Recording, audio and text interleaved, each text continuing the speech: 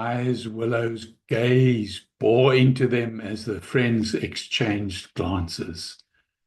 Finn took a deep breath and stepped forward.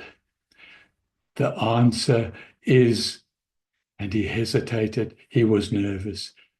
A cloud, he said, his voice assertive despite his nervousness. For a moment there was silence.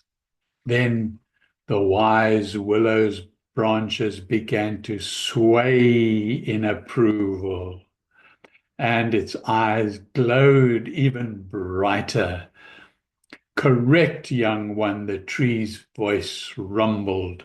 A cloud flies without wings, cries without eyes, and darkness often follows where it goes. You have answered well, my boy. The water at the creek's edge shimmered, and slowly a smooth, round stone appeared, glowing faintly. It was no ordinary rock. It had a translucent surface that seemed to hold tiny sparkles, like a piece of the night sky that had been captured within. This is the truth stone, explained Rumbella. When you look into it, it shows things as they really are. Hold it close, for it will help you uncover secrets and see through deceptions as you continue to explore our forest. Leo carefully picked up the truth stone, holding it reverently in his hand. This is amazing, he said, gazing into the stone's depths. But as he did it, something strange happened. The stone grew warm and faint, and images began to form within it. Scenes from deep within the forest. What's that? Luna asked, leaning over to look. The images showed a small hidden cave covered in thick vines and surrounded by strange glowing flowers. They glimpsed something shining inside the cave, a silver key resting on a pedestal. Rumbella's eyes widened. Oh, you've seen the silver key. It is one of the forest's greatest treasures and is said to unlock the forgotten vault. The vault contains the memories of the forest itself, a record of everything that has ever happened here. Can we find it? Asked Isabella. Excitement building in her. She was always the one who wanted to go deeper into the mysteries, and this was too tempting to resist. Rumbella nodded. Though this expression turned serious. You can try, but be cautious. The forest will test you even more this time, for the silver key is protected by the guardian of echoes, a creature who can mimic any sound and disguise itself as anything you fear. But if you are brave and work together, you may succeed. With the truth stone safely tucked into Finn's pocket, the four friends continued down the path that seemed to lead closer to the heart of the forest. Each step took them deeper into an enchanted world filled with strange shifting colors, whispering trees, and flowers that glowed softly in the shade. Soon they found themselves at the edge of a steep ravine where a narrow, winding bridge stretched across the other side. Guess we're going over, said Leo, trying to sound confident, but his face betrayed his nerves. As they carefully crossed the bridge, A low, eerie humming sound began to echo around them. It was a faint at first, but soon it became louder and more distinct.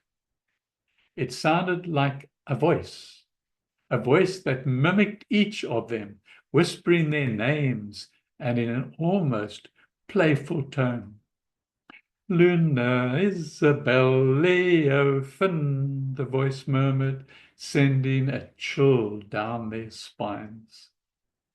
That must be the guardian of echoes, whispered Isabel, tightly clutching her friend's hand. As they reached the other side of the bridge, a shadowy figure appeared in front of them. It had no defined form, but seemed to shift and change, mirroring each of them in turn. When it spoke, it used all their voices at once. You seek the silver key, the guardian intoned, but first you must face your greatest fears. The forest around them darkened, and suddenly each of the friends was separated into their own small circle of light. A strange mist surrounded them, isolating each friend so they couldn't see or hear one another. For Leo, his greatest fear was being alone in the dark. And now he found himself standing in pitch darkness, unable to see anything at all. Are you scared of the dark? Luna was terrified of spiders and found herself in a room where the walls seemed to be crawling with hundreds of tiny, scuttling legs. Isabel's fear was of heights, and she suddenly felt as though she was balancing on a narrow ledge with only empty space below her. Finn's fear was that he would be unable to help his friends. He gazed and faced a maze of mirrors, each reflecting his friends, calling for help from different directions. They each took a deep breath, remembering Rumbella's words. The forest was testing them, but they were not alone. They knew that even though they couldn't see each other, they had to trust in their friendship and their own strengths to overcome these challenges. Remembering the truth stone in Finn's pocket, Leo closed his eyes and whispered to himself, "This isn't real. This darkness isn't real." Slowly he opened his eyes and the darkness began to fade.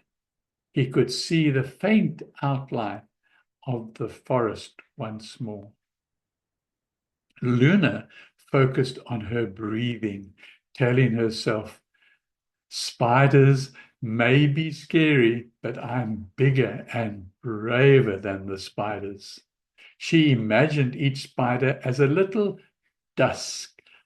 speck of dust, harmless and tiny. One by one, the spiders disappeared. Isabel steadied herself, telling herself, "I am on solid ground." She closed her eyes and felt the earth beneath her feet, grounding her until she was calm again. Finn closed his eyes and listened closely, tuning out all the echoes except one voice, his own. "I'll find my way," he murmured, and the maze of mirrors faded away. With the test passed, the mist cleared, and the friends stood together again. The guardian of echoes shimmered before them, shifting shapes until it took the form of a kind, gentle creature with the shape of a deer and wings that sparkled like sunlight on water. "You have passed it," it said softly. "You faced your fears and found the courage within. You are worthy of the silver key." The key appeared gleaming in silver from the shadows, hanging from a low-hanging branch. Leo reached for it, and as his fingers closed around it, the guardian vanished, leaving only a soft whisper in the air.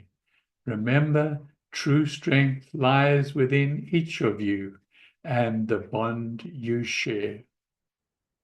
They left the ravine, clutching the silver key and feeling stronger than ever. But deep in their hearts, they knew this was only the beginning. The forgotten vault awaited them. Along the more secrets and mysteries hidden within the magic forest. With Rumbella cheering them on, they returned to the clearing, their minds buzzing with excitement and anticipation. They had the silver key, the truth stone, and so many more secrets to uncover. Now, don't forget to click on the link for the next episode and excitement in chapter 3.